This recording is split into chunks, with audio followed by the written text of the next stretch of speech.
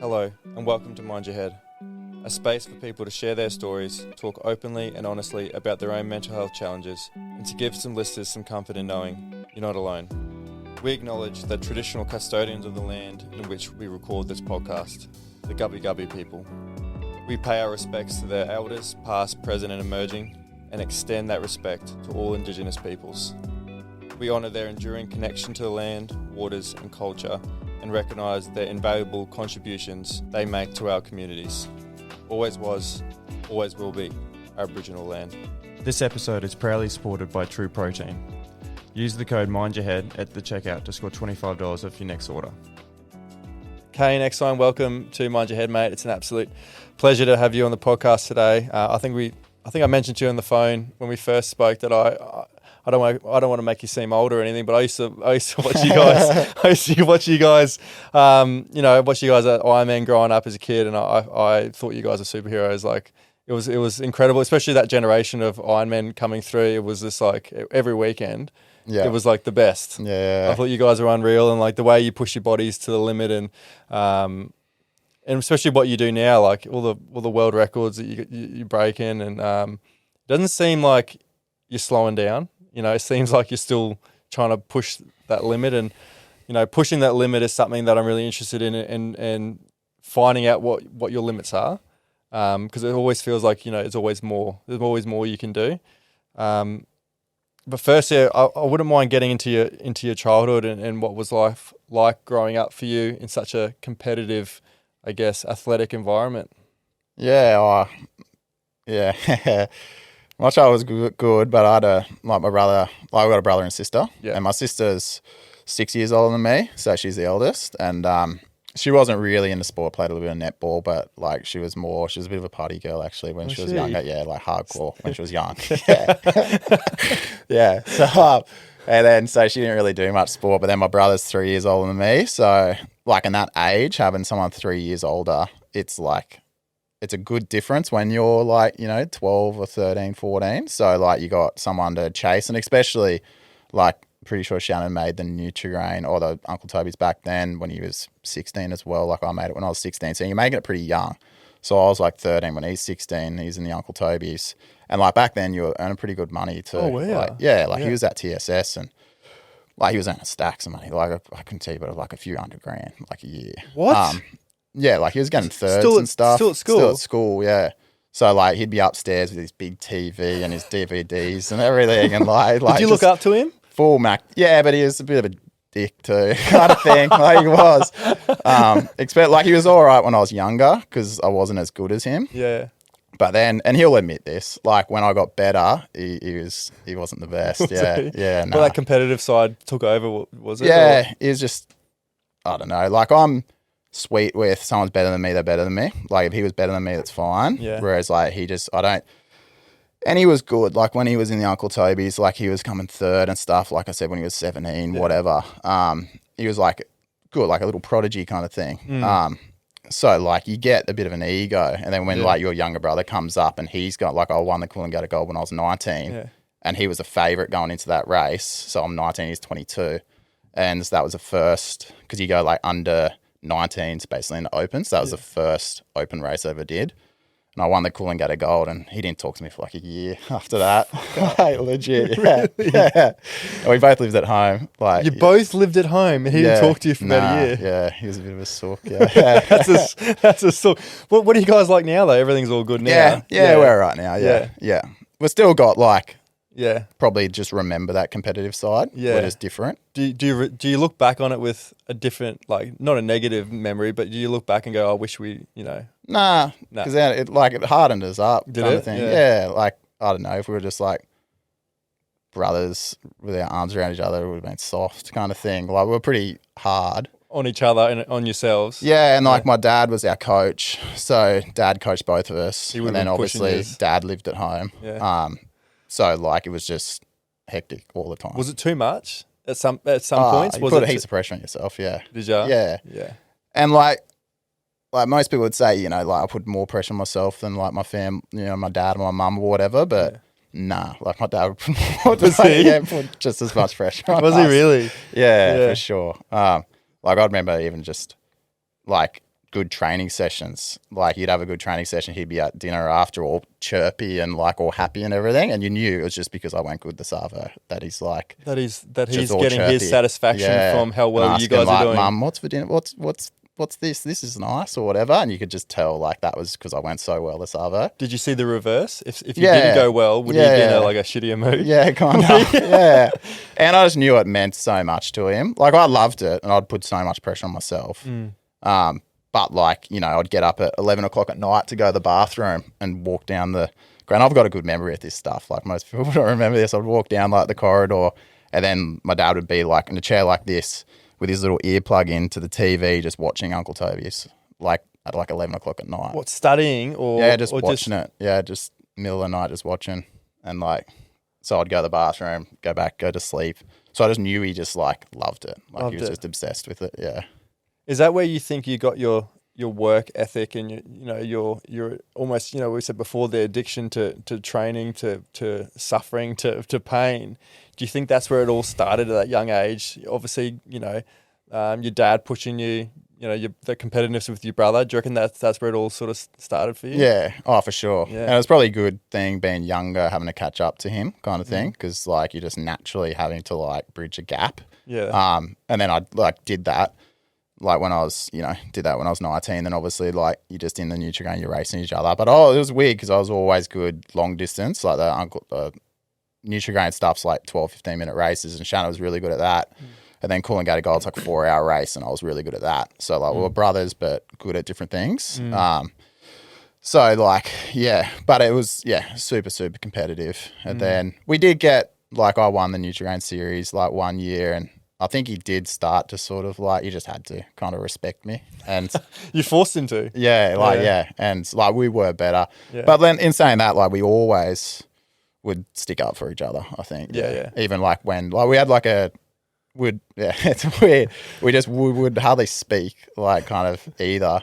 Because it was just like, I don't know, soft if we spoke kind of thing. We were brothers. Like showing some sort of weakness or something. Yeah, like just, you know, like you would never ever, I would never say like, how's your day? Or something like that, ever to him, or like, I don't know, good luck or something. Like just, you would never, like it was just, we didn't really speak, but we had like just a mutual agreement kind of thing. Like if we were like, you know, at like a after event party or something, you know, I'd get a beer and put a beer, and he'd get a beer and like give me a beer kind of thing, but we just wouldn't speak about it. It would just be like that's strange, unspoken brother thing. Yeah, it was fully strange. There'd be nothing, no one else really like it. Did anyone else pick up on this? Yeah, probably. Yeah, we're just two very different. I think we were just super, super competitive. Yeah. And that's a quality like you just, you know, made me think about then. It always sort of seems like a bad quality, but being stubborn and hard-headed, like I think that seems like a negative quality, but in an individual sport and when you're trying to push yourself, like being stubborn is almost like a superpower. Like you need to be ritual with your trainings and your discipline and like... Yeah.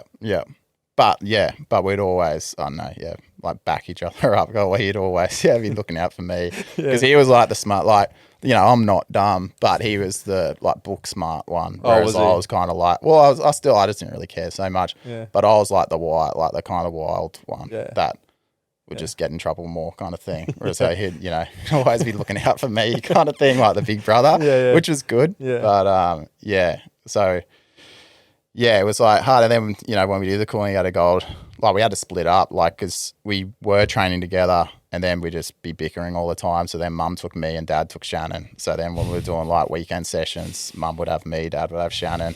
And then we raced each other and I beat him when I was 19. And then, it didn't go down well to start with. So you won it you won it five times? 5 times? Yeah. And how many times has he won it? No, he hasn't won it. He's never won it? No.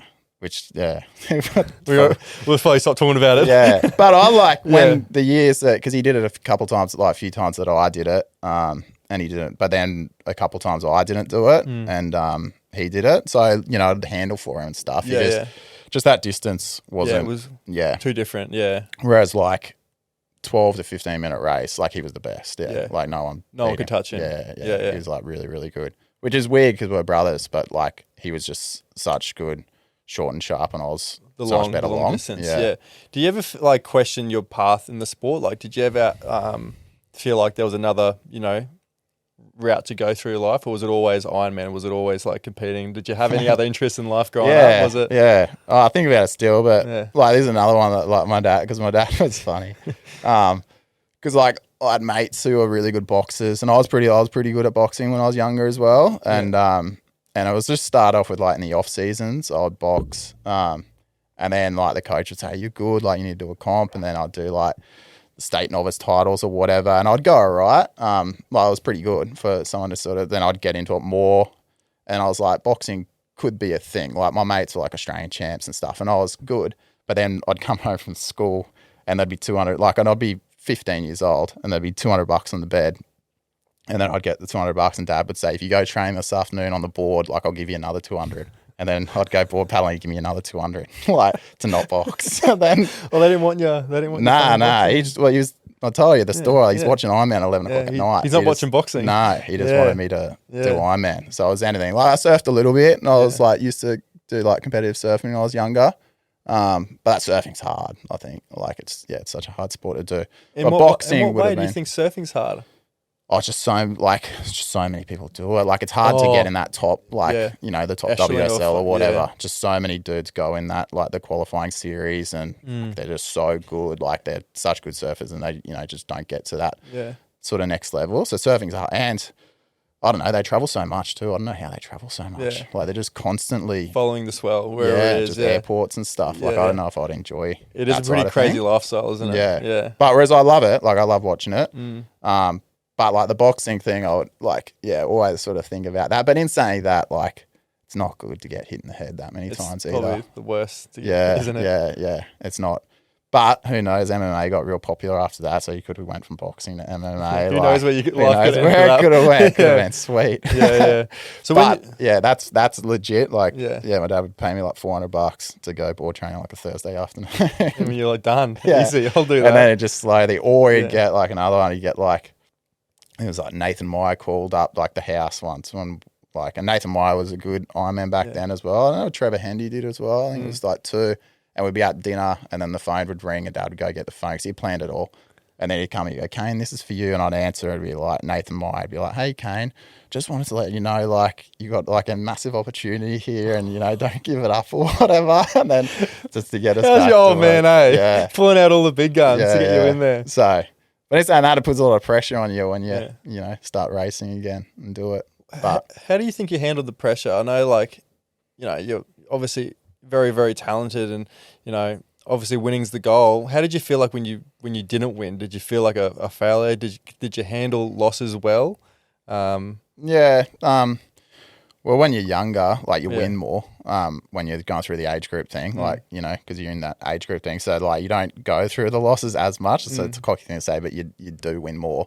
But then when you get in that open sort of like age group, like at the start, like I probably wasn't as good with dealing with them. Like I'd take it just because I put as much as pressure as everything else. I'd put so much on myself. Like I'd put so much pressure on myself.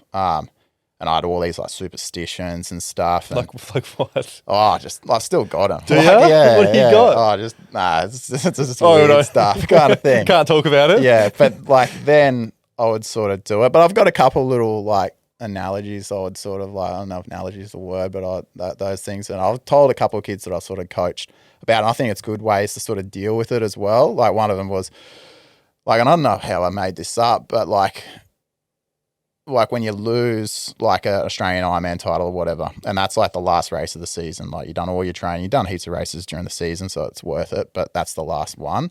And it's like a 15-minute race at Curra or whatever. Like it's so easy to stuff it up, like because it's such a small race, like you got to be switched on, you got to make all the right decisions. But if you're like, it's all that training you've done for like 9 months going into that 15 minutes, like it's a lot to stuff like, but so many people just don't think about it. They stuff up and that's done. So I'd sort of like wake up that morning on a Sunday morning with like the Ironman final at 2 p.m. that day or whatever and sort of think like I'd already lost it kind of thing. Like I'd already stuffed it up and it was like Monday morning, but like I'm getting a second chance at it kind of thing. Like I'd already like... So you removed the pressure that was there? In my mind, I already stuffed up. Like I already blew it and got like 5th or whatever. But like I woke up and this like... I just got a second chance at it. So I got one because like There's so many times that I lost and I'd wake up Monday morning and just think, fuck, I can't believe I did that. That was the dumbest thing. Like, I wish I just had another shot at it. Like, I wish I had another crack at it. Like, it was just a stupid mistake or whatever. So I'd sort of like try and think of that. Like, when I woke up in the morning, I'd think it was the Monday and like I'd already lost and I'd gotten another chance. And then you would think of all the mistakes sort of thing as well. Like, you would just overanalyze all the mistakes. Like, don't do this, don't. And when you like put your foot on the line, just think about it too. Like, I don't know, this is the next 15 minutes has got to be perfect to win. And if I don't do it, then I didn't deserve to win, which is fine. And then like, you know, because in my mind, I've kind of got 2 shots at it. Like, you know, that was the second shot. And if I couldn't do it on the second time, then I put all the pressure on myself. I was like, you know, just make the most of it this one. If I can't do it the second time, then I don't deserve to win. So like, it was easier to kind of like So almost like you visualize the race, your mistakes, what not to do, all the things that you need to be doing for the race ahead. Yeah. And just think it was like a second, I got like a second chance at it. Yeah. And if I can't make it on the second chance, then you don't deserve it. Yeah, right. And I got better at, like, when I got older at, if I don't deserve it, I don't deserve it. There's someone, you know, it's a cocky thing to say if you think I deserve to win. Like, I deserve to win more than you deserve to win. Like, I don't know what you've done. Like, and if you beat me, like, if I make a mistake and I do something stupid, you're going to be upset about it because you probably did deserve to win. But, like, I don't know, if I had that sort of, like, thought in my head that, like, I had a second chance at it, don't make any mistakes, do this properly. Every little aspect of the race I'd already, like, done in my head, just go out and do it. And then if I stuff it up, I just didn't deserve to win. Yeah. And it's almost like, you know, the work that you've put in for someone to beat you. You got to be like, well, I respect that because I know all the work that I've done. So for them to beat me, they must have been fucking killing it. Worst thing is, like, with our sport, like Ironman and the surf, there's so much luck involved with it. So the waves coming through, like and all that sort of stuff. So like, you know, that's what I used to fucking love. Be someone out in front, and then like all of a sudden, someone at the back just catches a wave all the way straight People through. love it, like, but some of the worst days of my life have been like, because we used to race in Portsea like every year. It'd be massive, it'd be like 15-foot Portsea, and it's just like Bass Strait coming to one beach. So it's just like all the ocean. You got fucking kelp, everything, like just like. And there's like rock bombies coming up, like where we're coming in kind of thing. It was hectic. And people love it. Like on TV, it looked perfect. But as a racer, you know, train so hard and come across in like 14th and you just got these like, you know, semi, like not good people in front of you. You're just like, fuck, just, you don't talk to anyone on for a few hours. Yeah, you'd be a bit filthy about it, eh? But like, it is the best. And that's what we like used to say. Like, they could have made it exciting. Like, just pay everyone the same amount of money and then just, you know, take us to like 6 of the biggest surf beaches, you know, in Australia or whatever. And that'd be fine because everyone, you know, it wouldn't be so like competitive kind of thing. And we'd all just go out and get flogged and people would love watching it. People love watching it for a spectacle. But pay, like, don't have first, second, third, whatever. Like, like there's like, you know, races with 20 grand for first or whatever, and it's legitimately like just going through a lull and 5 people will come next to you and there goes 20 grand. That's just what it is. On like, luck, all the time. isn't it? Like all the time. So you just have to be good at accepting it because it just happens a lot. It does, doesn't it? Yeah. What did it feel like when you first won the Coolangatta Gold? Like, was winning, you know, I talk a lot to some sort of athletes that you know, put that so much pressure on winning and thinking they're going to feel a certain way when they're champion or when they've won. And a lot of the time, you know, they feel a little bit empty. What was it like for you when you first won? Was winning everything that you thought it was going to be? Yeah, I think I was probably too young when I was 19. It wasn't the same. When I got older and I won it, because I did it when I was 19, then like triathlon kind of like approached me and they took me down the AIS and stuff. So I did like 2 years where I didn't do it, and that was like a mistake. Like, I didn't really enjoy that AIS thing. But I went back into it. So I was like 22, 23, 24 kind of thing when I did it later. And I appreciated it more then, just because the same thing. It wasn't so much winning. It was just like out of because I'd won it when I was 19, won it when I was, you know, say 23, 24, 25.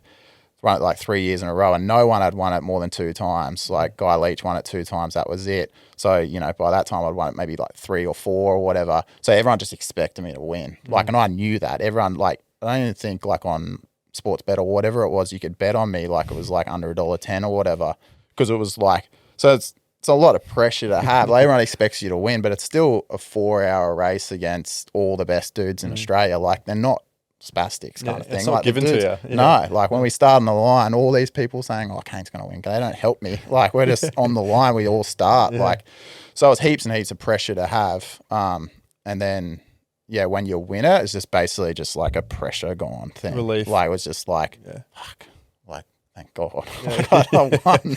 Because, like, you knew if you lost. Yeah, but in this, like, that's like a ego thing as well. Like, you think people would care. People don't really care. Like, they care for an hour. The next day, they're not thinking, oh, I can't believe Caine lost. Like, no one gives a shit, really. No, but in your head, you think, like, like, what are people going to think? Lose. Like, everyone expects me to lose. And mainly I just think about, like, family members and stuff. Like, your old man. Like, my old man, and even all my cousins and stuff, you know, like, everyone just, you know, they love that me and my brother do this, and they'd all ask about it. So, like, Well, what sets you apart? Like, you talked about the pressure then, and I'd love to know, like, your mindset around dealing with pressure, because obviously, you know, in those high pressure moments, it can either make you or break you. And how do you get your mind to a place where you can execute everything that you've been training to do, and block out the noise and block out what everyone else is saying? And when you're on that, you know, starting line, well, it's like a confidence through training thing, like 100%. Like, your preparation, Like, if you haven't done as much, like if I'm training for a 24-hour pull-ups or an hour pull-ups or Coolangatta Gold or whatever, like, all that training, and that was the thing for the Coolangatta Gold. Like, I didn't train with anyone, so I was the only person that didn't train with anyone. Like, people have surf clubs, 30 guys training together. I didn't train with a surf club, so I did it all by myself. So, like, when I raced in the Coolangatta Gold, that was the first time I went against anyone, like, just paddled next to anyone. So I was just, like, backing everything you've done over everyone else, and everyone gets cocky, and then in the papers all before it, they're all going to smoke Caine. We're going to beat Caine this year and stuff like that. So you see all these guys think they're going to win. They're all going to go good. But then you just get out, but you just got to, like, back. And obviously when you get results, you know nothing's changed. So it's probably not going to change with them either. So if I keep on sort of improving, I'm probably got it over them again kind of thing. But yeah, just like you see like a UFC fighter or something like that, like they go out so confident, but they're confident in their training. They're like, none of them think they might lose. Like, they're all so confident in their training. But if you've gone out and half-assed it, like, it's like, you shouldn't, like, they're not going to be confident, but if they are, like, it's just like false. That's the thing. It's bullshit. Yeah, I think it's like, if you shortcut the trainings, you know you're going to walk in with a little bit of doubt. But if you tick all your boxes, you know all your preparation's been 110%. You walk in with a bit of confidence, going, "Oh well, if they're going to beat me, they're going to have to try for freaking hard." Yeah, and it's like the best, like, it's like the best feeling in the world doing that. Yeah, when you go into like a race, like, I love it. Like, I'm fully addicted to it. Like, if you go into a race confident, like, yeah, it's the best feeling in the world. That the week before it is like the best feeling in the world. Just knowing you've done everything you could and everything went really, really well, and you get out to like sort of like show it kind of thing and just test yourself like a little bit. Like, it's like, it's an awesome feeling. But then it's the worst feeling in the world if you've like half-assed it and you haven't done it. And like, you can get injured and stuff, so you can have, you know, it's bad luck in that, and that doesn't change. Like, it's still the worst feeling knowing you need to go up and go against these guys and like, I haven't done the work. Like, it's like, sucks. But yeah, like that. And then you just got to be better at doing it. Like, yeah, like, for sure. Like, I did Dance with the Stars when I was younger as well, and that legit like made me heaps more confident with stuff. Like, did it? Yeah, 100. Like, it went from me being like super shy, to just not giving a fuck kind of thing. Like, and that it was like for sure that, like, because you did it live on TV. Like, if you dropped her, like, and you just had to not, like, it taught you real quick to not give a fuck. Yeah, and like. Yeah, like, I don't know, and then just be in those situations that you just, I don't know, like, if it didn't work out, it didn't work out. If it did, it did. Because like, the other thing, like, I did like the 24-hour pull-up record like on the Today Show in New York, and like, that was another one. Like, the Today Show in New York's massive. and you're going for 20, like I didn't know if I could do 24 hours of pull-ups. Like you don't go and do 24 hours of pull-ups in training. And I was like an Ironman then. So I was doing like 200 pull-ups every day. That was it. Like I didn't do any pull-ups. I just thought I could do it. And I knew a guy in New York who knew a guy who was like the second in charge at NBC, and he got me on the show. And then I just went over. Is that how it happened? Yeah. And then so I just went over and did it. But that was another one, like you could let like the scaredness get to you and like overwhelm you a little bit. Yeah, not do it, but you just got to believe you can do it, and then just not sort of not really give a fuck. You said before that like you were training by yourself. Not everyone had a surf club.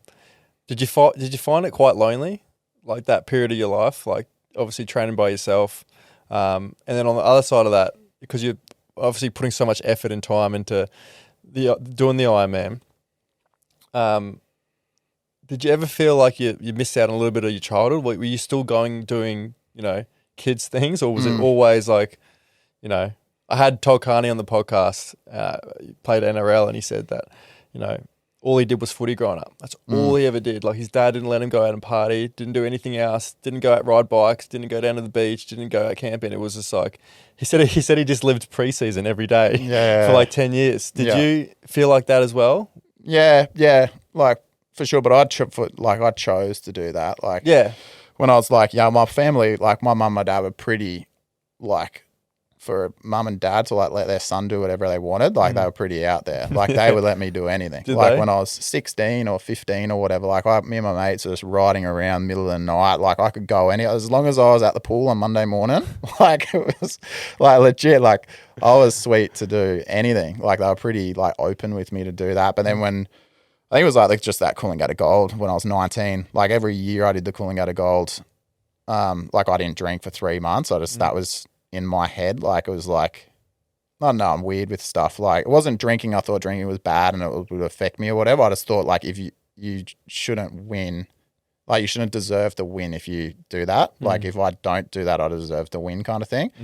So every year I didn't, but for a 19-year-old, 22-year-old, 23-year-old to like not drink for 3 months before it, like that's not kind of normal. Not that many 19-year-olds don't, touch. And I'd still go out with my mates to parties and stuff. I just wouldn't drink. And all my mates knew Caine doesn't drink. So people would come up and they're like, no, he's not drinking kind of thing. So really? So you had that discipline early on in your life? Yeah, like I never drank or anything. But it was like, that was just all sort of just my choice, And it was just in my head, you just didn't deserve to win if you did that kind of thing. So like, they're just like sacrifices that made you deserve to win. And I don't know if they change anything, but like, I think they did. Yeah, no one's ever succeeded in life by doing drugs and alcohol. Yeah. Oh yeah, but like, like you could have a few drinks here and there. Like, but it was just more so knowing so many. I remember seeing like Conor McGregor on one of his like Instagram reels or whatever. You're saying like it's like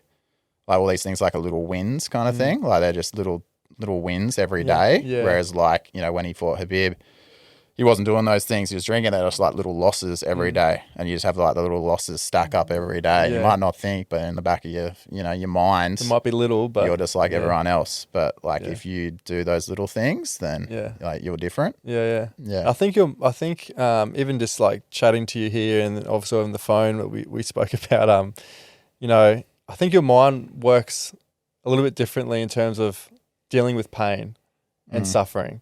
And you said before that you're addicted to it. Mm-hmm.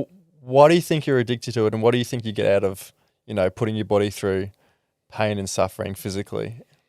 I don't know. Like that people say it's like the best therapy you can get. Like, and it is, but I don't know. I definitely know. Like, I didn't really work that out until, like I said to you, I only figured it out a few days before I told you that on the phone that time. Because, like I said, I did the Dr. Hydrate thing for like 8 months, just nothing. And like it was good. Sleep in till 9 o'clock if you wanted. Like, I dreamt of that when I was racing. Like, I was like, I can't wait till I can sleep in, go get a croissant and a coffee in the morning. That's going to be the best. And then I did it for like 9 months, and I was like full on semi-miserable. Like, wasn't really good. And then I started training, got better and better, but then I started training hard. And I remember just driving home and just thinking like I'm legitimately like, I think I'm a dick, because I was so happy because I like, at the gym I was like seeing stars and just like stuffed. And I was like, legitimately thinking, addicted to pain, 100%. Yeah. But it's a different sort of thing. Like guys, I've seen watch his Tour de France documentary stuff and stuff. There's like a different feeling in the afternoon when you're laying on the couch and like for them, their legs are just dead or whatever, or it might be a swimmer and their arms are just dead. Like it's like a satisfaction when you're sitting there. It's like better than anything you can do. Remember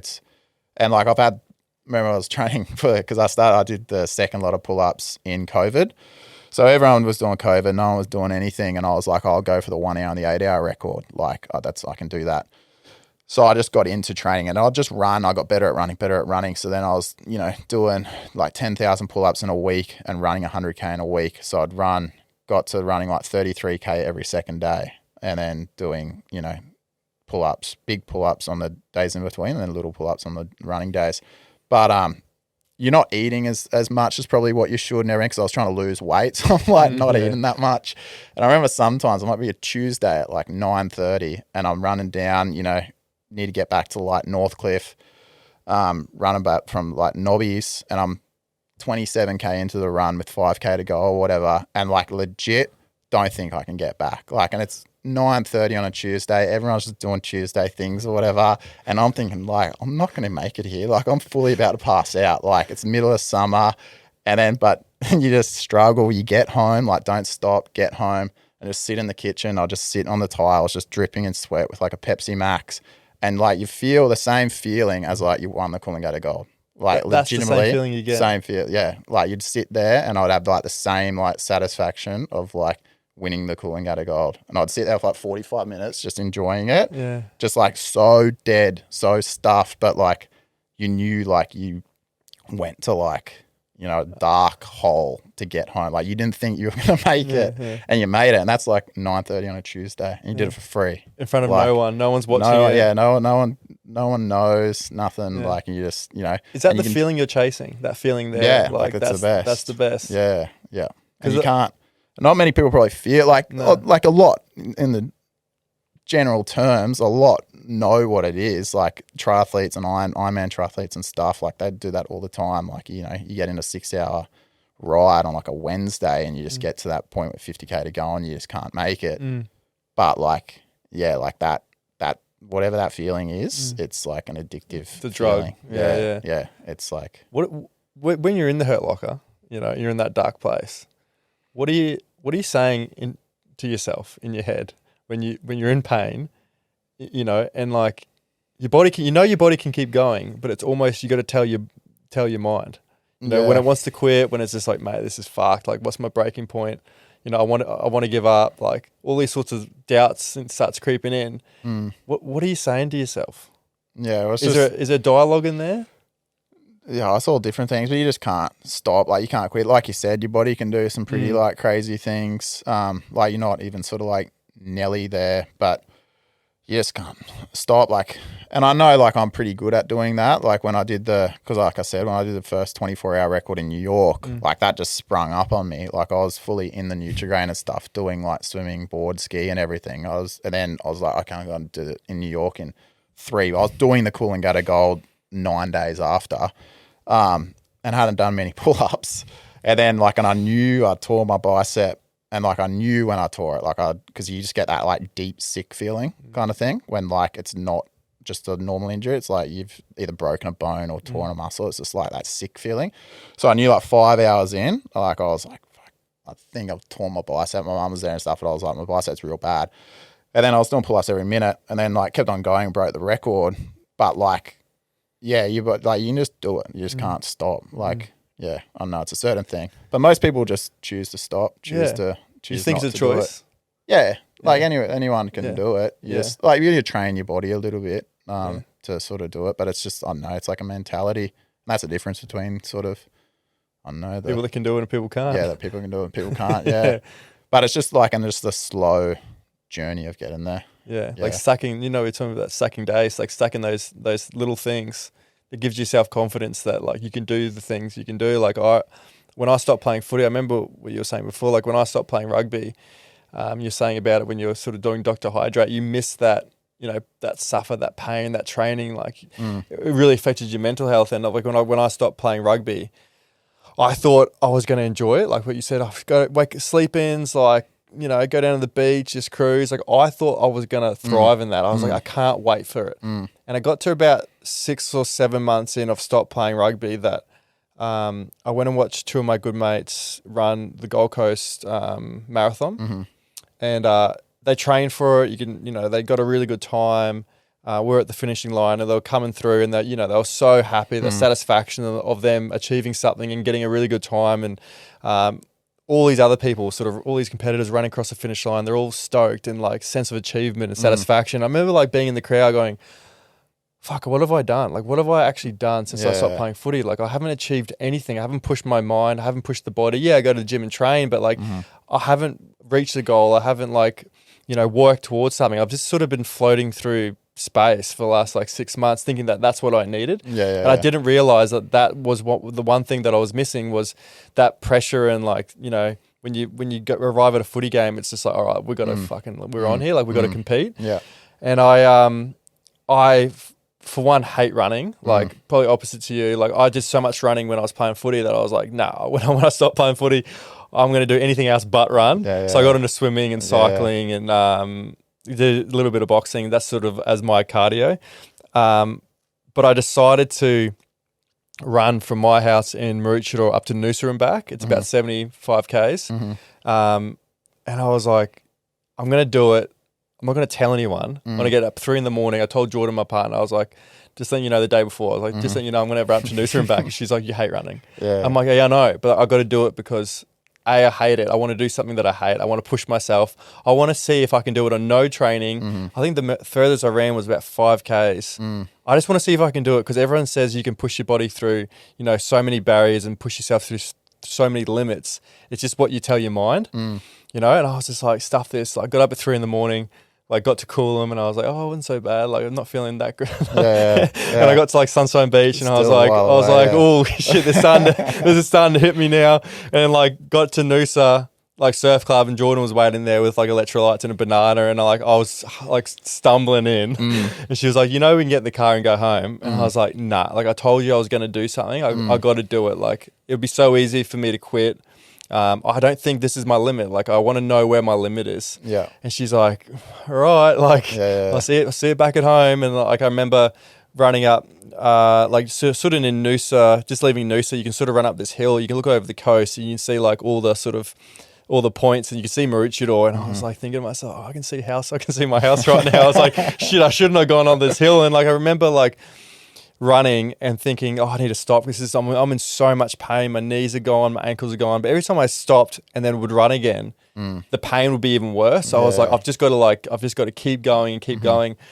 And it was like one of the, obviously it was a physical thing, but the mental side of that was probably one of the hardest things to go through, in terms of like switching off that head noise of like, just quit. It's all good. No one cares. No one's watching you. You'll know. And that was the issue. Like, I'm going to live with it, knowing that I'm a quitter. And I think that was like a narrative through my whole life, was like, I would, even though the teams that I made in the height of playing rugby, I don't think I like pushed 100%. I felt like I was pretty much going at 80%. And I look back on my time and I think, man, why didn't I give it more? Like, I knew I had more in me. Why didn't I give it more? And that was like a common theme throughout my whole life. So like, I wanted to do something that I absolutely hated and see like what my limits were. And I finally got home. Like, Jordan was calling me. She's like, you meant to be home hours ago. I'm like, it's fucking hard. And I finally made it home, and I was like hobbling, like everything was swollen. And I remember like finally making it home. It was like 12 hours. And I was laying in like, we made it like an ice bath upstairs, and Jordan went back down to get me some food or something. And I remember laying in the ice bath, and I was thinking, man, I could have gone more, I reckon. I could have gone more. Like, I wonder if my house was a K away. Do you reckon I could have gone more? And I was, that thought of like, man, like, what are my limits? Because I'm sitting here going, that was like, I'm in so much pain. And I'm thinking to myself, maybe I could have got another 100 meters. Maybe I could have. And I think I've just shifted the goalposts in terms of where I think I'm capable of going, or what I can push my body to. And now the limit's up here. And like, even then, like, even when I pushed it to the limit, I was always still thinking, I wonder if I could, should I get out of here and keep going? Well, it's definitely, like, it's a thing, like 1,000%. It's definitely like a psychological thing of mentally knowing where stop is and where you go. Because like I was saying on those runs, like I knew where my place was, and it was like I just got home. But I always just got home. Like I always just got home. Like if it was another kilometre or whatever, 1,000% you'd just get home as well. Exactly. Because like, but it's like the story of like the way 17K, 20K, 22K into it, you would know where it is. So like you would like prepare for it kind of thing. Exactly. But mentally, like it's for sure, I don't know what it is. You'd have to get a doctor to say, but it's a thing like of knowing where home is and just making it. And then, but when you get home, you don't think you could go anymore. Like you're like, I just made, I couldn't go anymore. But if the home was another kilometre, 100% would have made it. You would have made it. Yeah, like for sure. Like it's a thing. Like, and that's why it's just so many people that, you know, finish a Hawaii Ironman, they collapse on the line. Like if that line was another kilometre, they would have made it as well. Like it's just it's like your body just knows, I don't know, it's like probably like a taking care of itself thing. And that survival thing where they put all the effort into like, they know where the finish line is. I'll get you to the finish line, but then you're gone. Kind of thing, So wherever that finish line is, like it's a thing. But for sure, I don't know, I think it's the pressure, like the pressure thing. You need, like I like the same thing. Like that's why I like doing this high rocks thing. Like before Brisbane, like I hadn't done anything for so long, and I was just doing like it was like fun, really. The male team with a mate and the mixed team. We weren't good in the mixed team, but it was still for fun. But I was so excited to do it. Like, and I hadn't trained, like my training running was really bad because I did a lot of injuries, but like I did a little bit of gym. So like I'd kind of prepare, but not that much. But I was just so excited to put pressure on myself to like get out there and have like competitors and put pressure. Like it was just like everything that I used to have, I hadn't had it for so long. And I was just like, yeah, it was so good to be able to do a race again and put pressure on myself. And that's why, you know, like world titles in a few weeks and Sydney and stuff, it's just like, you just get, I don't know, I love it. Like I get so excited by the pressure. And that's why I probably was so good at the Coolangatta Gold, because I do it every week. Like the Friday, every Saturday, like I said, like people would train with clubs, and I wouldn't recommend anyone do this anymore, but because it's winter, and I would do like my big session by myself. So like, you know, you'd train 34, 37K or whatever. The race is like 45, but you'd, you know, 35K or whatever on a Saturday, and you'd do like a 20K ski paddle, like a 2 kilometre swim, 4 kilometre board, whatever. But like the swim would be from Coolangatta to like Balinga, which is like, you know, it's like a bay. So you're 700 meters out by yourself, like in winter. Like you shouldn't really be swimming 700 meters out by yourself in winter. But like I used to do that. But every night before, on like a Friday night, because I lived at home, like when I was, you know, those first few years I did it, and I'd get my A4 piece of paper, I'd draw the map of the Gold Coast, I'd have each surf club, and then I'd get different textures, like texture colours for like each leg, and then I'd give it to my mum the night before, like, because mum would take me and Shannon would go with dad, and that would be like her thing, like pick me up. So I took it in my head, like I'd already start putting pressure on myself, like it was like a thing kind of thing, and I'd do that every Saturday, and like kind of kill myself on the weekends. Like I'd go hard, but it was just like I just looked forward to it. I loved that kind of thing. I needed that all the time. Yeah.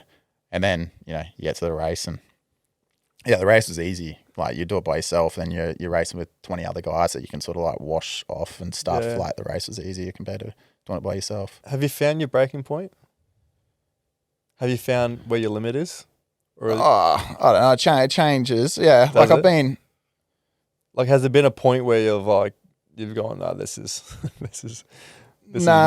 No, it's mostly like you just have to do it right. Like I've pushed myself a lot. Like when I did the 24-hour record here, it was just like a nutrition thing. But like I said, like I do everything by myself, so I don't talk to many people. So like I was doing 24 hours of pull-ups and just trying to eat pasta and stuff. So just like carb load, yeah. But like you're doing pull-ups every minute. So like nutrition was really bad.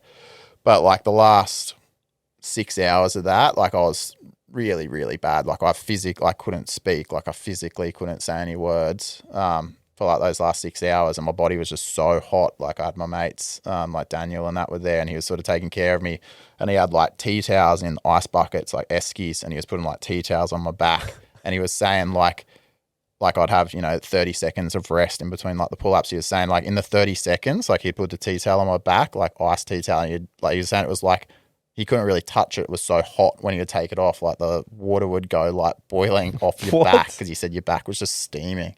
And like I couldn't walk to the bar, so they'd have to hold my shoulders and sort of like walk me to the bar for like the last 6 hours. So that was like pretty bad. Like you're in a pretty bad place. And then like, because my mum's a nurse and I was sponsored off like Q-Scan radiology clinics. So Hal, who was an owner of Q-Scan, he's like a brain surgeon, so super smart dude. So then I could see them chatting over in the corner because I was still onto things. I'd see my mum and Hal chatting, and then I could see the ambulance coming up the like steps and stuff. So I was like, fuck, they must be worried about me because the ambulance is coming. I must be looking rough. Yeah, I must be looking rough. And then I started to get like real emotional because I was like, fuck, Mum's probably thinking I'm about to fucking die here.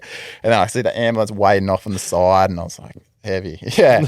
But yeah, that was pretty bad. But other than that, it's just like the hardest thing with training and being the best at something, I think, is just like continually grinding every single day. Like people can't do that. Like most people, and that's why funny thing with like Instagram now and everything, everyone's like professional runners and high rocks people and stuff now. Like it's all just like run clubs and stuff.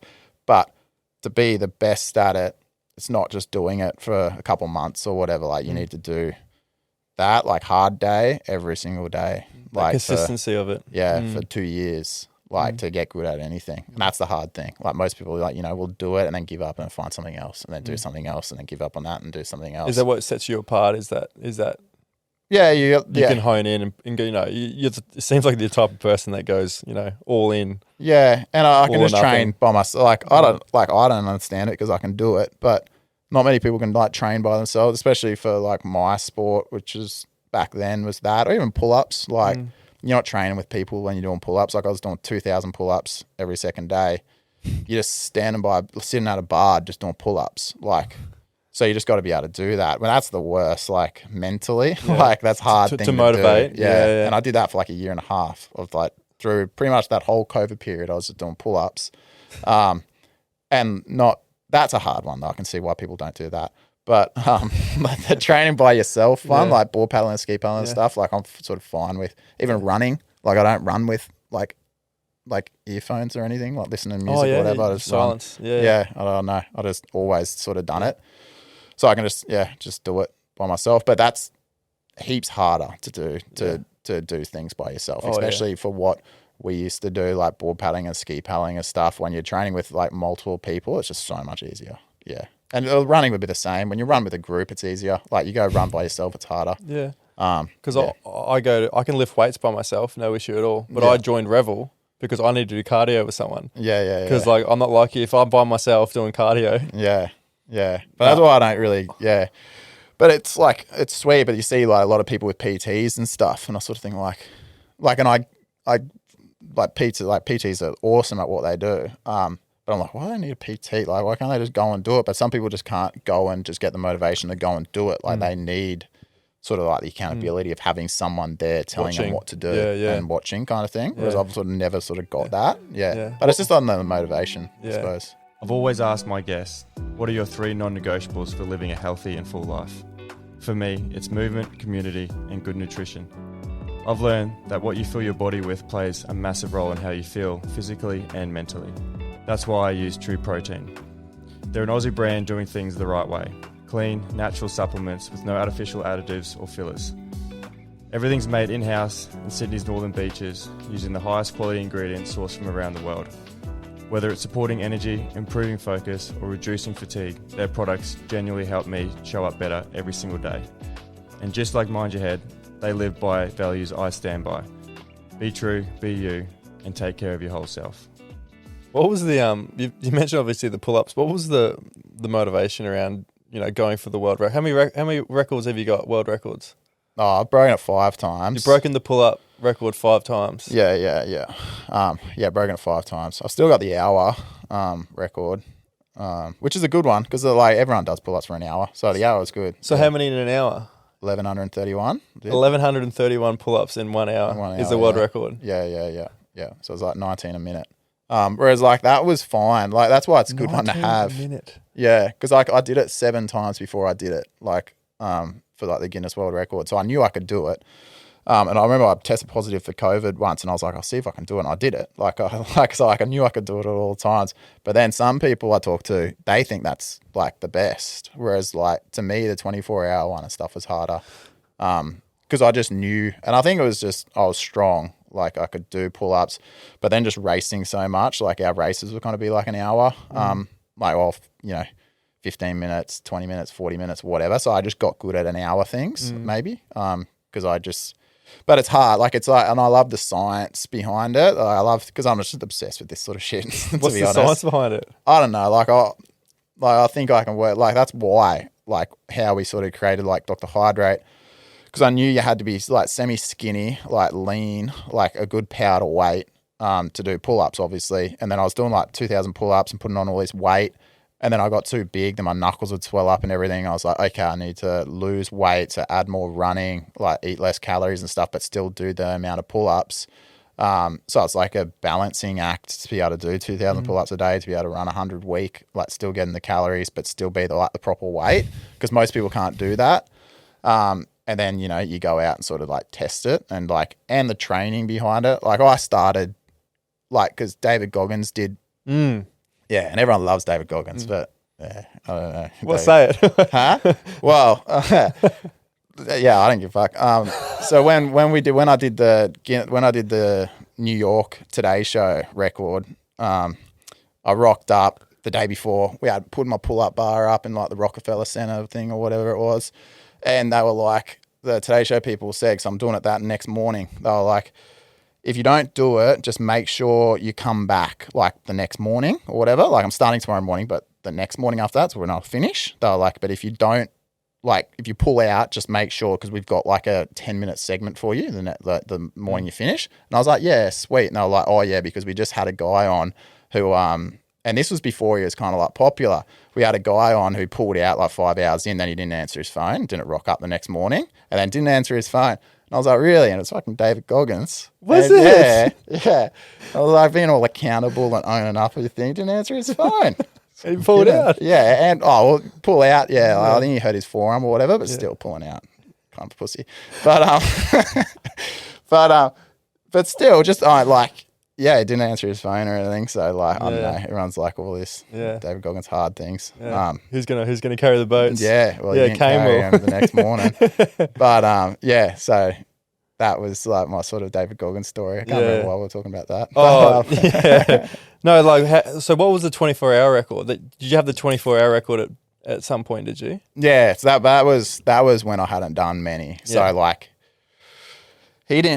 he might have got it after that maybe, but the record was like 4,030 or whatever then. So I beat, and that was the other sort of story. I didn't realise. We went to New York and I didn't know Guinness World Record, you have to have 2 judges every 2 hours and the judges can't repeat kind of thing. Okay. So and I have to supply these people 2 judges every 2 hours and they can't double. I'm like, so that's like 24 different people or whatever. I'm like, where am I going to find these people in New York? I just got here like 3 days before it. So I was like, and it's in Manhattan. Like everyone from New York lives in like Queens or Brooklyn or whatever. No one's coming into Manhattan at 3 a.m. in the morning. So I didn't think I was going to do it. Like I thought it was done. But my mate Joe, who I like stayed with, he was like the sports writer who knew Jim, who was like second in charge at NBC. He's on the phone trying to plan all these people. So he got me 12 hours of people. So he got me 2 people every 2 hours for 12 hours. So I had to beat in 12 hours. Wow. I didn't have anyone after that. So I started at 8 a.m. and I had to beat it by 12 p.m. So I beat the 24-hour record in 12 hours. But I had to, yeah. Because that was like the thing. But like I remember, because my mate Taddy come with me, we were like walking around New York like 2 days before it, and I didn't think I was doing it. I was like, it's done. Like there's no way I'm getting 2 people every 2 hours as judges. I thought just the Today Show, because they were going to give me 2 workers and they were just going to, do like 8-hour shifts or whatever. But they said, no, it's got to be 2 hours each and they can't repeat. So you got to get 2 new people. How many did you do in 12 hours? That was like 4,200 and something. Yeah. But that was hard for where I was at. Like I didn't do any pull-ups, before that. I was just like a swimmer, pool paddler. Just went over there and did it. Like I fully tore my bicep and everything.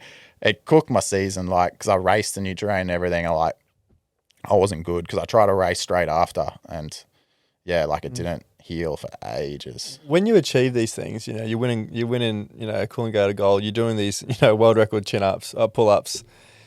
Is there times where you can actually sit and be like, oh, I'm happy with what's happened, sit in the moment and, be happy of what you've achieved? Or is it like, what's the next mountain?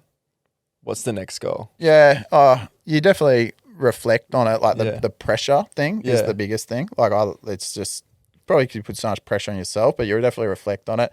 That's what another good thing about, like, because I wouldn't drink, going on the Coolangatta Gold. And then you win the Coolangatta Gold or whatever and go out that night and go out Monday night or whatever.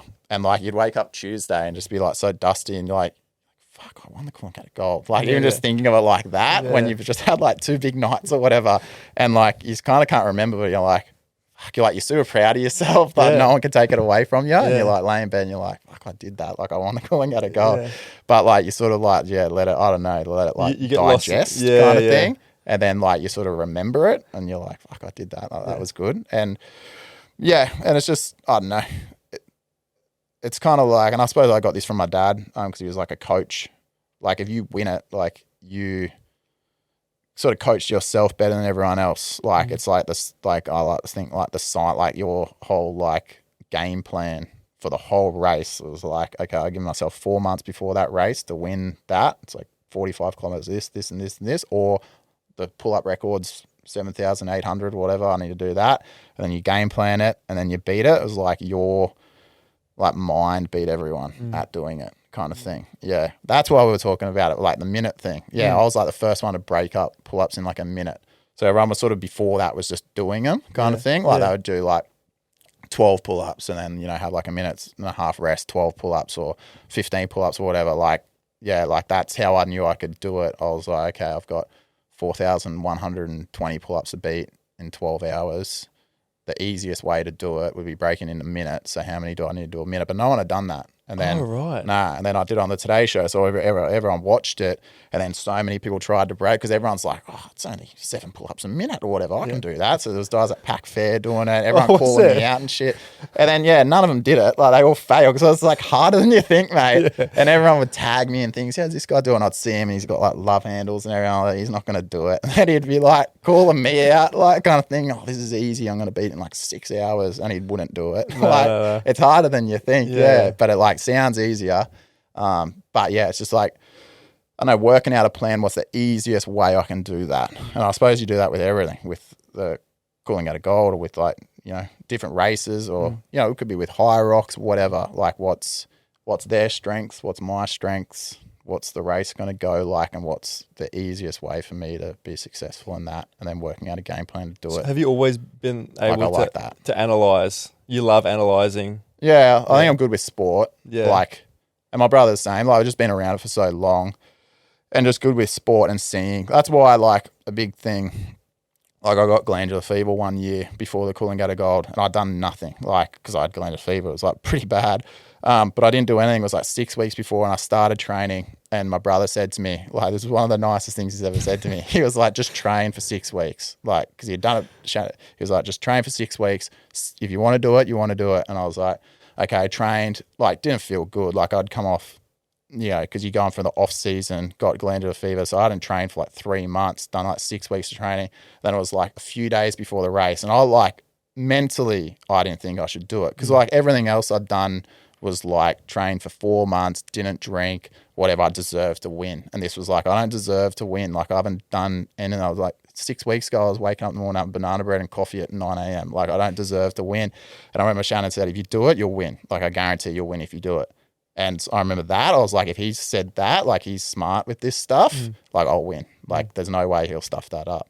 Then I did it and I won. Oh, right. Yeah. So, like, it was that, you can just see, like, you've been around it long enough, you can see patterns and just what's going to happen. What's going to happen. Thing. Yeah. Like, who's the best and who's sort of, just the way sport sort of goes. Yeah. But you can watch, like, I can work, even being in the high rocks a little bit now, you can start to work out, the ways to do things the quickest and like the ways to train. And it changes, but like I think I'm good at that and the limits to do it. Because I think no one, that's why I used to never post anything. And like even now, like, because I want to go good in high rocks, but who knows? Like these guys might be super, super good. But I hate posting stuff because I was like even when I used to do the Coolangatta Gold, like no one would go swimming on a Friday morning, then go to the track. Everyone was going to the track and doing 10 400s or whatever.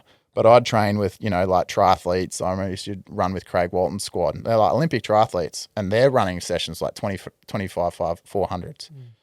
25 400 the tracks. I'm like, okay, if I go swim 7K in the pool or 6K in the pool and then go and do 25 400s after. No one was doing that. They'd all do 10 400s, maybe a few 200s or whatever. Like, but that was just everyone was doing it. So I didn't want to tell anyone I was doing 25 400s. So I went like, no, I hated posting things, telling people what I was doing. I'd always like hide it kind of thing. And that's why like now, like Matt, who's in Colorado with me, he's like, you got to like, when you post stuff about like the high rocks and it's just showing the journey or whatever, I'm like, not telling anyone. Like, telling what I'm doing. I hate people seeing like, yeah, because I guarantee like, I know they're probably good, but I do a lot. Like I do a lot of work.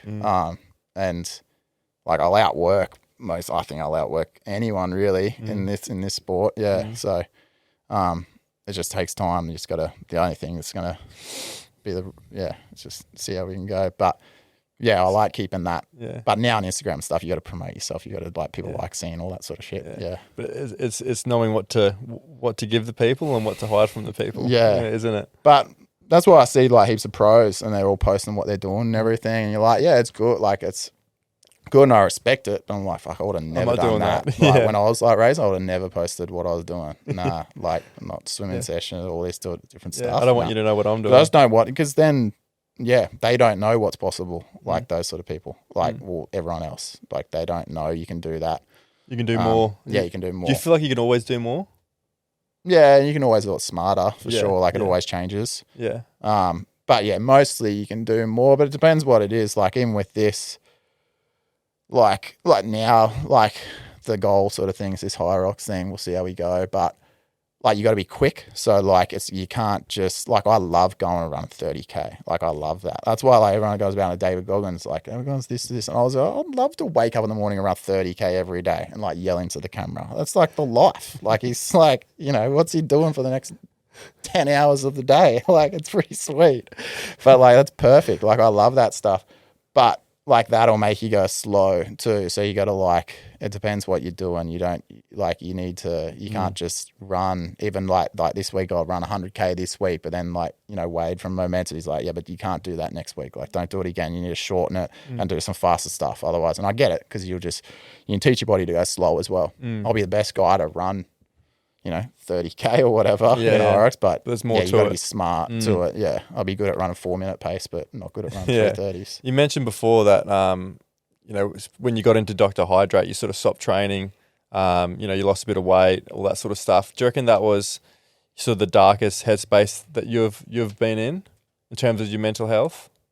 Yeah. I've had a lot of sort of like bad things happen. For me, that was, probably, physically it was, but obviously like my dad passed away. So like, he passed away, and that was like a hard one for me to like race again after that. That's probably why I didn't race for 2 years too. Like after that, like, because I didn't really like, that's the difference between like me and my brother. And this is saying it in a bad way, but it's like the truth kind of thing. Like he's very for him kind of thing. Like he'll just race for him. Whereas my motivation was like dad kind of thing to start with, because he coached me. So it was like, if I won, it made him the best coach kind of thing as well. Like he out-coached everyone. Whereas, and then he passed away. So then I didn't race for like 2 years. And then I sort of like found that motivation like with mum and stuff. So like, but I've never really had it in myself. Like I've never really, like I've done a lot of good stuff. I've won races and everything. Like I didn't really need to win them again.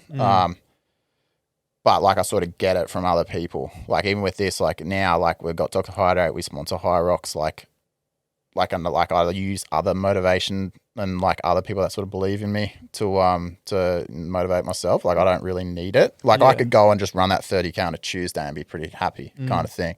But I do love the pressure. But like I'd say those little bits, like, but it's like everyone has bad things happen to them kind of thing as well. Like you just got to be like tough kind of thing as well. And I remember like it was when I saw your podcast, and I think Jace was on here talking about like that phone call he had or whatever. Like that was, there's like different sort of things. It was the same thing. Like when I got home from training, like I knew my dad had passed away. Like when I got back from training, like I just got home, and usually like we'll have the key out or whatever.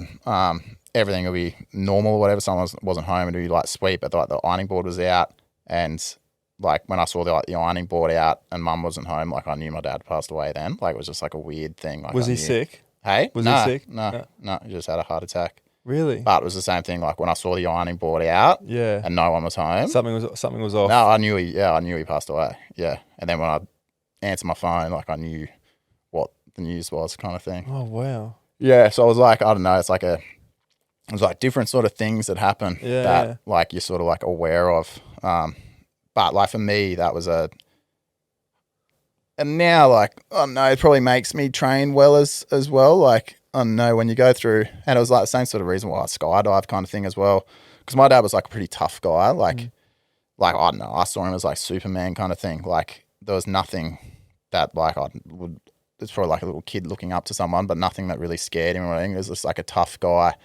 So then like when he passed away, like I sort of like wanted, and I was always sort of like that, but just didn't want to be scared of anything as well. And like I was fully afraid of heights, like didn't like being on like the edge of like buildings or whatever, get that weird feeling. And I was like, fuck, that's probably the only thing that like I'm sort of afraid of doing. And I always said I'd never skydive. Everyone, my mates would do it. They'd be like, would you do it? No, never do it. Then I was like, oh, I'm going to do it. So I went and did like the course and like did the jump and then got into it. And now I've done, heaps and heaps of jumps. But like from then it was like just ticking off all the little things that like just wanted nothing to like hold me back from anything. Really? So you pretty much target all your fears. Well, that was like like I've been like, I know I'm pretty sweet in most scenarios. Like when I was doing a board paddle back, like I'm good in every sort of scenario, I think. When I was doing a board paddle back once, I was like a kilometre off surface and like a great white come up next to me. And I remember I come in and like, the lifeguards were on the beach. And well, anyway, the story was I was like paddling. It was probably like where the white chair is then. And it like, I just could see it because you see like a fair, like, because you do these like called a paddle back. So like if it's southerly wind, you'll go from like snapper, paddle to Northcliffe or whatever. And you can do it pretty quick. Like you just catching the runs back. But it wasn't that windy this one. But like the Coolangatta Golds are kind of all paddle backs. It's like a point to a point kind of thing. So all my sessions were, my mum would drop me off at Burleigh and I'd paddle back to, surface, or drop me off at Miami and I'd paddle back to Narrowneck or whatever. So this one, I was like a kilometre off surface and this shark come up to me like, and it was like, it was pretty like 3 meters or something. And it was about 2 meters away and it sort of like come up and I just watched it. I'm on my knees, just like looked at it and it sort of like went up and then just like rolled on its side. And I could just see like the pearl white of its like belly. And I was just like, fuck. And then it just went like, whoosh, and like whipped itself and like did like a 180, but then flipped on its right side again. And like it whipped itself so hard, the splash like hit me. And I was like, fuck. And then like turn, I'm like slowly paddling in, but I'm like a kilometre out. Like I'm like, 2 shark cans out or like a shark can and a half maybe out, paddling in. I'm like, fuck. And then I'm like looking back and I swear I could see like the shadow underneath the water, like 15 meters away, 10 meters away or whatever, like cat following me in. And I was like, fuck. And then went into the beach. And then I was like, the surface lifeguards were in. I was telling them the story. And I swear, we were on the beach and we were like looking out and it was like flat. It was like a foot. It was hardly any surf. And you could just out the back and you could see the shark out the back, like just going all across the water. And they all went like, I was like, fuck, look. And then they all could see it. Yeah. And it like followed me all the way in. But like, I knew like in that situation, I was sweet. Like I was all right. Like I just sort of like watched it. I was okay. So I'm like, all right in pretty much any sort of situation. But the skydiving one, I was just like, I've seen a few videos. If I can do that, then I'm good with doing anything. Like there's nothing that'll really like scare me or hold me back or whatever. And when I did my first one, because I did it in like Toogoolawah, which is like fucking out near Esk, it's like inland from the Sunshine Coast. Drove out there by myself, like shitting yourself. And then like going up in the plane for like the first jump.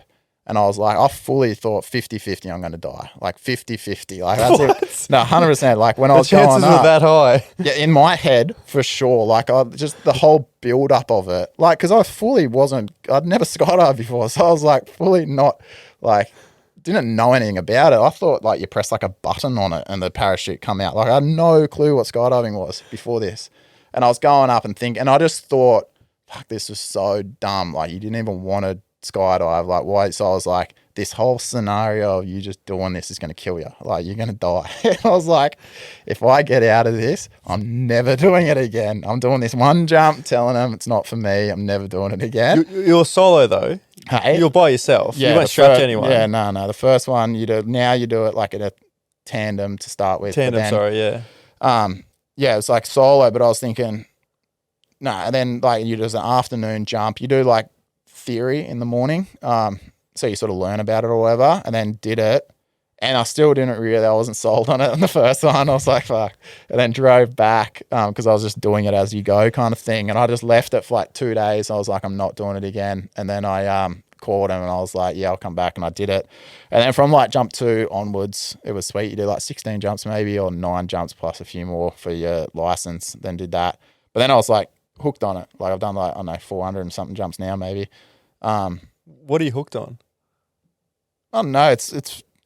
It's fun. Like it's a different. The adrenaline. Yeah, the adrenaline's different. Like it's the pressure. Like I better. It's not like the pressure, but it's just, I don't know, the feeling of jumping out of a plane's good, but it turns into a sport. Like you're jumping with guys that have done thousands of jumps, and you're like, you're not just jumping out and just free falling flat down. Like you got like a routine that you're going to do in the sky. So when you're going up, like you got pressure on yourself not to stuff up. Like, so you're going up thinking about, you know what you're meant to do, not stuff up and stuff these guys jumps up and stuff. But yeah, like I enjoy it. But then there's a downward spiral to get into base jumping and all that sort of thing. Yeah. Which I probably wouldn't, because it's like pretty hairy. Yeah. Like the base jumping and stuff. Yeah. So have you done a few base jumps? No. I probably would do it, but in saying that, I don't know. I would do it, but I wouldn't like. It's like, it's a bad thing to say, but I wouldn't want my mum to like get the call of me dying. Like legit. Yeah. Like, so I'd think of that, like, because it does, base jumping brings up the risk massively. Yeah, it's huge. Like skydiving's still not great, and I've like known people that like I've jumped with and whatever that have died. But base jumping, especially then you get into wingsuiting. And wingsuiting, it's like, it's pretty like. I was going to ask you about wingsuiting. A lot of dudes die. Wingsuiting. But like in Europe in the summer, it's like every day. Yeah. Oh, really? Yeah, heaps of people die. Oh, right. Yeah. It's like, but I get why they do it. Like it's like, and I've got heaps of mates that do it, and they're all, but you got to be like really, really switched on with it. Like none of these like Yahoo cowboy guys, because they'll for sure die. You got to be like technical. Like, and there's some of those dudes that are like just so, they do everything to be the like best at it and all the little things. Because like the chances of dying, but like it's pretty cool. Like they go to like Switzerland, have like a van, live in a van for like 3 months, and it's just like, you don't just get up the top of it. So it's like a 4-hour hike up this like beautiful mountain in Switzerland, jump off, land next to their van, go have like a beer and a schnitzel in like a Swiss pub, and then sleep in the van, do that for 3 months. Like it's cool. Like I get the attraction of it. But and they're all fit dudes as well, so like going hiking every day and doing all that sort of stuff, like it's cool. It's just like they don't. And when you start knowing guys in skydiving that have done like 10,000 jumps, whatever, they just talk about it so blasé about like, oh yeah, like that guy went in, or he'll probably go in this summer or whatever. Like it's just, and going in's like dying. It's just like, because they just see it all the time. Like if you've been in the sport for like that long, it's kind of like just happens, and they just get like kind of like blasé. It's just like, it's kind of like everyone's like agreed on a code, and if they die kind of thing. That's the only way, like, because they just, I don't know, they don't really get like emotional about it anymore, just because they've just, and I couldn't imagine the guys that actually go to Europe and spend all those year after year, month after month. They must like meet guys all the time and go, oh, that old mate died next year or whatever, and I was like, I was having a beer with him last year kind of thing. Must happen all the time. Yeah. Do you fear death? Yeah, I don't know. Like I'm not, like that's the same, like the skydiving thing, like I'm not really afraid of anything, but the same thing, I like to be calculated, but I wouldn't, like I'd be pretty bummed if, like for my mum and everything, if I died for sure. But but more so for my family. More so for your family than yourself. But I like doing stuff as well. What would you say has been the hardest part of elite sport? I don't know. Like probably like you were saying before, like when you're young and everything, like you're saying, like you do give up a lot. Like you pretty much have 2 different lives. Like you can do, and like in saying that, like I'm stoked because mine sort of like led me to like, the people that I know now and like where I'm at with, you know, Dr. Hydrate and everything, like they will lead you to a journey to where it is. But like, you know, when I finished school, I was doing the Coolangatta Gold. I was being just super healthy, doing like months of no drinking, just training. Whereas some of my mates were, you know, going to Greece and working at a jet ski hire and doing other things and going, you know, and just partying and going, living in Sydney and doing whatever. They could just do whatever they want like that. I fully didn't have that at all. Like you didn't really even like for the off season, like you couldn't even really go on holidays because you just finished the off season. Like you were the Coolangatta Golds a few months away. You'd have, you know, a few weeks off and then you kind of like getting back into training. And if you did go on a holiday, you kind of just doing like a quick one to like Bali or whatever, which everyone sort of did. But you weren't open to do what everyone else kind of did. So you fully lose that sort of side of life that like everyone kind of had it. Whereas yeah, like I kind of got that when I sort of stopped and like I had, you know, I was working on Dr. Hydrate a little bit. It felt to me, I was like, oh, this is what it feels like to not, you know, have sport, like like doing sport like 100%. And this is what like, you know, like all my mates kind of had when they were just working and doing like the work life. But like that's good. But in saying that, like you were saying, like I think I'm addicted. I love the pressure of things. And that's what...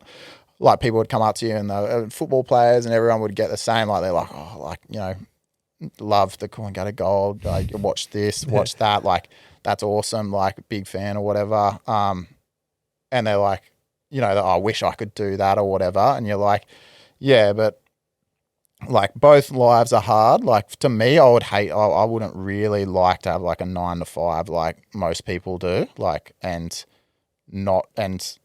just have to do that. Whereas like I could sort of do what I wanted in training, but the downside to that was the pressure, like for sure, like all those sort of things, like for sure the downside was the pressure you're putting on yourself all the time. Because it wasn't just like when you're doing like a team race, like the Nutrigrains and stuff like that, pressure wasn't so bad because people get out and they get out of it all the time now, like because the people are soft. They're like, oh, I just got unlucky with waves or whatever. That's why I didn't go good. Like I just got unlucky. You can get unlucky with waves, but whereas like a big race like the Coolangatta Gold or something like that, you can't get unlucky. Whatever you got, you got. So you put so much pressure on yourself. So you're just dealing with all those like pressures that people in like real job, like normal jobs and all that don't have. Like they don't have that sort of pressure, but they're free to sort of do whatever they want. So it's like a different thing. Whereas I would hate to, you know, to me, being a bloody doctor would be heaps harder than doing what I did. Like, my job was easy. Like, I could go swim in the morning stuff, but then I could watch a bloody movie at 9 o'clock if I wanted. Like, it was sweet. Like, I was be like, your job's harder than mine. Yeah. But the only hard thing with mine is, like, the pressure. The pressure, yeah. Like, you get a lot of pressure. I'm sure if you're a surgeon or something, you got a lot of pressure.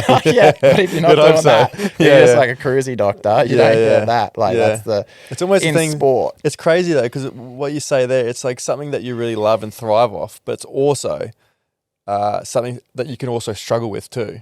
Yeah. It's two different sides of it. Like you enjoy it, you thrive off it, it makes you train harder, it makes you perform. Yeah. But it's also, it can consume you. Yeah. Sometimes if you let it. Yeah. And I think that you get older, you get better with sort of dealing with it. Like now I knew that's what I miss. Like I said, like just that Brisbane High Rocks, which was fun, but I just love that little bit of pressure I could still put on myself. Like, okay, I've done this amount of training. Like I was like, you know, like I'm addicted to that side of it as well. If I didn't have that, I'd be semi like miserable with things as well. Like running marathons and stuff is like good, but it's like, it's kind of like not, well, for a marathon runner, it is a race, but for it's like not a race kind of thing. Like you're just doing what you can do kind of thing with everyone else. Whereas like some of those like little like, there's just more pressure on shorter, like, I don't know, more racy things. Like, I'm not just a racer. Like, that's what we used to do. You're racing other guys in, like, close quarters kind of thing. It's like combat kind of thing. Like, I love that. Whereas, like, you get the same, like, you can go and do the City of Surf at Bondi or whatever. You're still testing yourself, but it's not the same kind of thing. Intensity, it's a little bit different. You just need that. I don't know. I love that, like, intense pressure. Yeah. And I think what I've sort of learned now is, like, you're not going to have it forever as well. Like, you can't. Yeah, and that's probably why I'm putting so much into this now. Like I know, like you can't, when you're buddy 50 or whatever, or 55, you're still not going to be able to just like make up that pressure. Like, knowing you'll be doing this at 50. Yeah, but you're going to get beaten probably. Like it's going to be fake. Does that scare you, that period in your time where I guess we're all gonna face it someday, where we can't do the things that we used to be able to do? Yeah, like, for sure. Like, I didn't think I would not enjoy not just having a break so much. Like, I enjoyed it. There's like a small amount of time you enjoy it, like a couple months really. It was like fun, but then it gets to a point. But I think for sure I got to find something. Like, that's what I've found now. Like, even when I'm that age, like, I just think, I'll just, get even a short board was too much work. I just get a long board and like cruise. But like, I don't know, probably do like Ironman triathlon or something. Like, I'll definitely do something. Yeah. Or even it's part of who you are, I think. You need it in your life. And that's what, like, why, these sports, like, CrossFit were the same, but High Rocks and stuff, like, they got all those ages. Like, that's why so many people are doing it, because you can still sort of like kill yourself. And you go, like, I've done Hawaii Ironman before, and those dudes that are like 50, 55, like, they're more intense than the pros. Yeah, like they're all on the EPO, and the Germans, like, they're crazy. Like, they're old guys, but they're quick. Yeah. So, like, I don't know. You keep moving. Yeah, you never really stop. But the main things, the pressure and the pain, I think. Yeah. So what's the future hold? I know you mentioned Dr. Hydrate, wonderful supplement brand. I'm a proud owner of that. Yeah. Yes. What's in the future? I know. Do you do a bit of coaching, do you? Yeah, I do a little bit of coaching. Like, that's like another thing, because I've just done done the sport since I was really like 7, but done it properly since I was like, like 15, 16. So like, I just know so much with that. So like, I know, and doing it by myself too, like, I know like structures and planning and stuff. So like, it'd be stupid not to kind of thing. So like, I love like that side of things. So I done a little bit of coaching last year, just like 2 sessions a week or whatever, just for a little bit of the season. So I enjoy that. More so just because that's like my specialty, that sort of stuff. And I love like the younger kids, like not so much like the older ones, like they're sweet, but I love like the teenage kind of like ones. They're just they're funny little kids, yeah.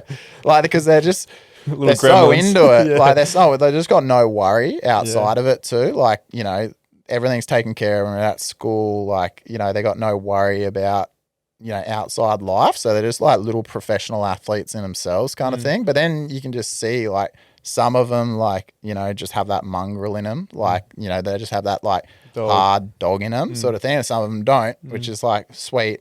But like, I love, and just like, I don't know, you can change a kid, like, for sure. Like, if I coach a kid for a few years or whatever, you can change them into a different sort of athlete and different sort of like, whether if they take that for a year or two and then go and play AFL and end up playing for the Suns or whatever, like, you can definitely teach them to be, in terms of like habits and, work ethic. Yeah, and just work ethic. Yeah. And like dedication, motivation, and just different little tips that I sort of brought. So I really, really enjoy that. And then, like, I'll try and do a little bit myself. I'll try and keep sort of training and racing myself. But the coaching side, I'll definitely, like, that's another thing I'll probably won't.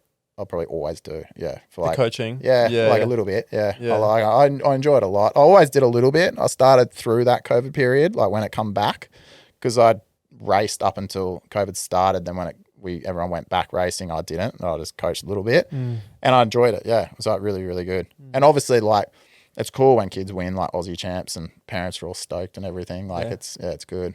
I really enjoy it. That's awesome. So we got a few more questions to until we finish. How do you keep your mental health in check today? Training, for sure. Training? Yeah. Just been so, like, it's a bad thing, but like, if it works for thing, you. Just like, you exercise. Found something that's worked. Yeah. And it's like I said, I don't listen to music really or anything. So like, I think a lot, like whatever it is, like if, like I run quite a bit. So like all those running times, like my head's just thinking. Like, are you a deep thinker, are you? Yeah, kind of. Yeah. Like and like whether it's sport, I can be anything. It can be about Dr. Hydrate, about sport, about whatever. But I'm always I'm never just running and not thinking about nothing. Yeah, I'm always thinking about something. Yeah. Is it hard to turn it off sometimes? No, training helps. Yeah, training helps. Training helps. You just get so tired, you can't be bothered. What's one thing that you wish you prioritised early in your journey? One thing I wish. Don't know. I probably didn't have to be so fixated on like things kind of thing. I probably could have I don't know. I think when I got older, I got a better balance of like social things and like training and stuff as well. Like when I was younger, I was just so into it and like, I don't know, I probably just, but it creates the person you're at, like creates the person you are. So, yeah, but I think I definitely like matured as I got older and just got better with social stuff and just having like a balance of things outside of sport and sport itself. Whereas just like, so you can just do, I don't know, it can be like a lonely thing if you're just doing the same thing over and over by yourself. Yeah. So I probably would have did it a little bit different. A little bit differently. Yeah. Well, that's leading to this question. If you could sit down with 13-year-old Caine at the beginning of the journey, what would you say to him? I don't know. It'd be fun if you left the $200 on the bed and kept boxing. That would have been fun. Would have see where you would have ended up. Yeah, it would have been fun to see. Yeah. I could have, buddy. Yeah, not be speaking right and be living out the road. I think you chose the right thing. Yeah, nah.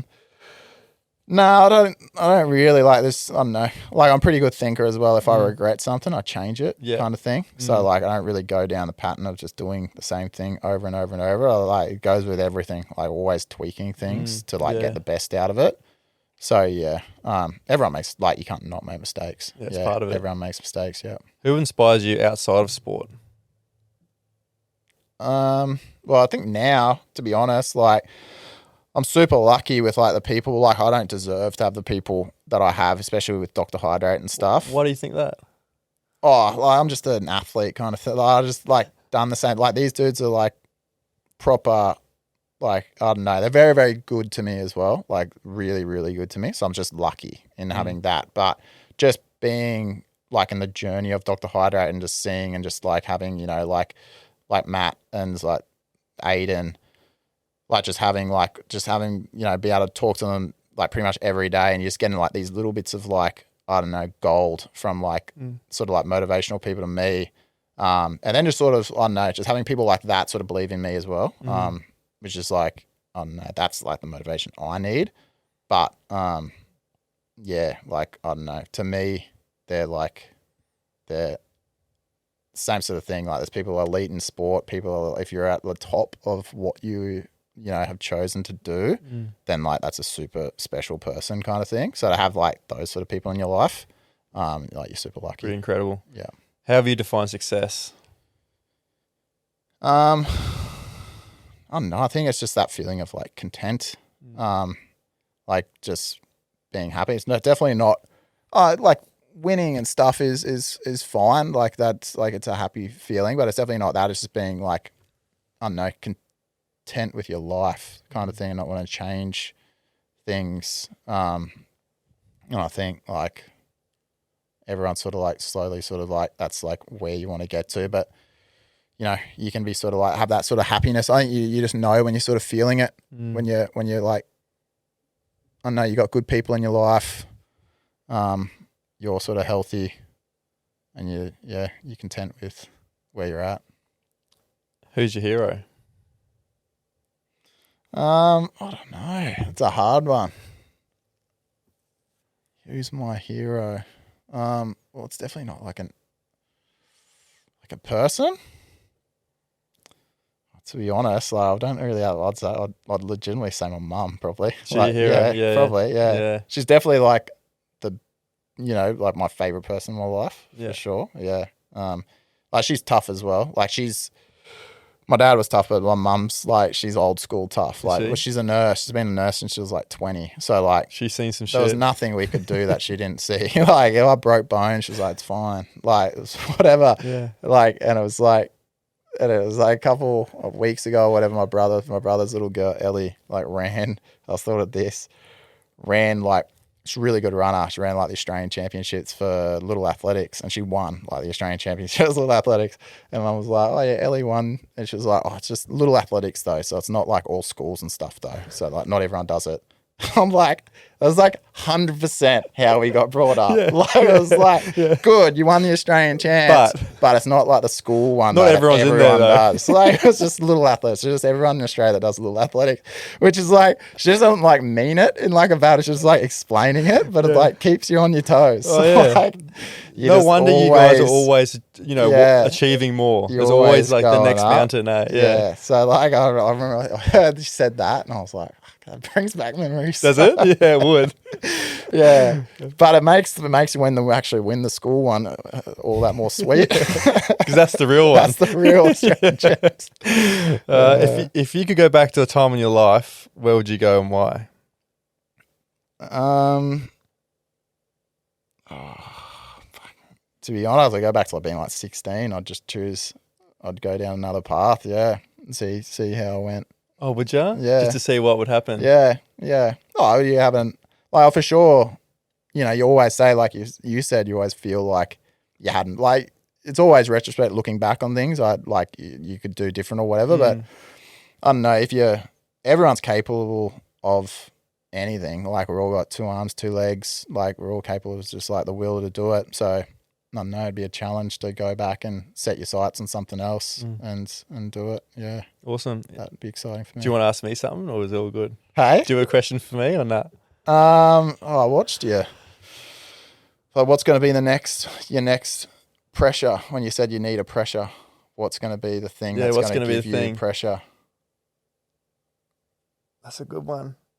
I mean, you know, I think a physical thing would be doing a triathlon, doing something like that. I think would be a physical thing.